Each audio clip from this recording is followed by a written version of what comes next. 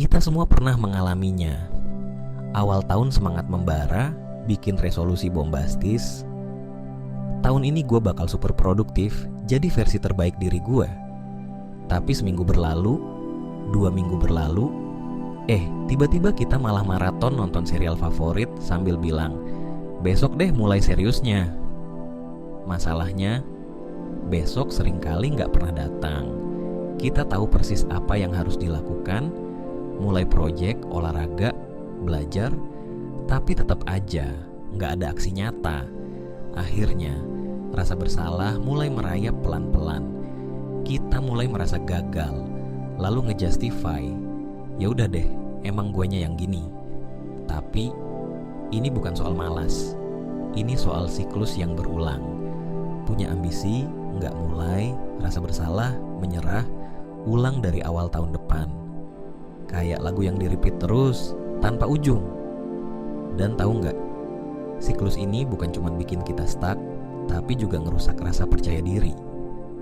Jadi gimana cara keluar dari lingkaran setan ini? Yuk, kita bongkar akar masalahnya. Segmen 1, kenapa kita sering nunda? Kenapa sih kita sering banget nunda-nunda? Banyak yang bilang, gue kebanyakan distraksi gara-gara media sosial. Terus buru-buru hapus semua aplikasi, pakai mode do not disturb. Masalah selesai? Enggak juga. Prokrastinasi itu kayak gunung es. Distraksi cuman yang kelihatan di permukaan, tapi di bawahnya ada raksasa bernama inersia. Apa itu inersia? Sederhananya dalam fisika, benda cenderung diam kalau nggak ada yang dorong. Nah, otak kita sama persis. Kita sering diam, malas mulai.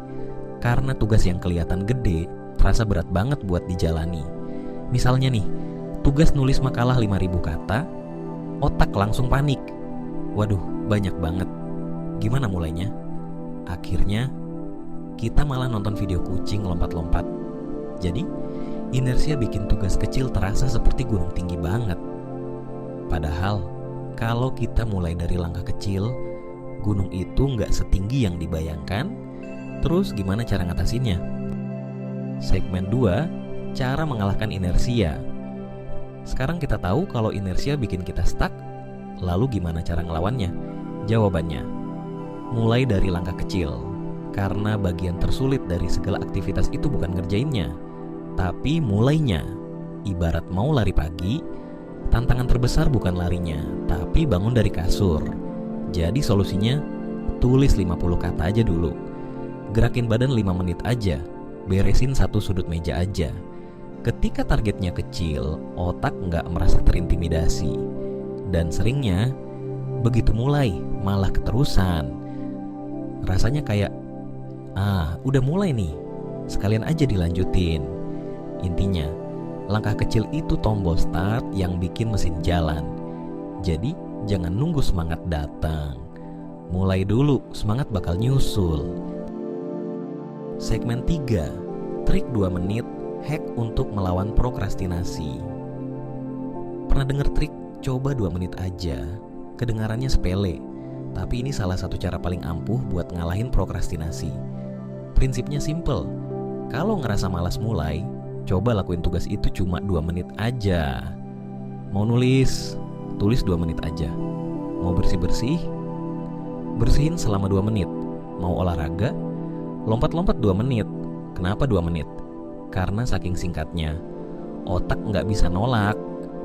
Kita jadi mikir, 2 menit doang, masa nggak bisa sih? Tapi yang ajaib adalah, setelah 2 menit, seringkali kita keterusan. Kenapa bisa begitu? Karena setelah mulai, momentum kebangun. Dan otak malah pengen lanjut. Ibaratnya kayak dorong mobil mogok. Awalnya berat banget, tapi begitu mulai jalan, dorongnya jadi lebih enteng. Prokrastinasi, snai mobil mogok, mulai pertama emang berat, tapi begitu kita kasih dorongan kecil, momentum bakal kebentuk. Segmen 4, terapkan prinsip ini di semua aspek hidup. Sekarang kita tahu dorongan kecil bisa ngalahin inersia dan bikin momentum. Tapi gimana cara pakai prinsip ini di kehidupan nyata? Dalam olahraga, jangan mikir harus langsung nge-gym 2 jam. Coba mulai dengan 5 menit aja, stretching atau plank dulu.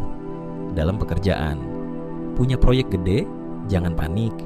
Mulai dengan nulis 1 paragraf atau susun 1 ide kecil dulu.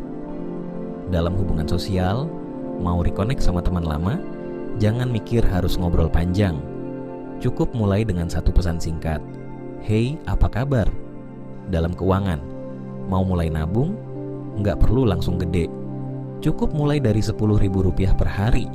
Kuncinya, mulai dengan langkah kecil.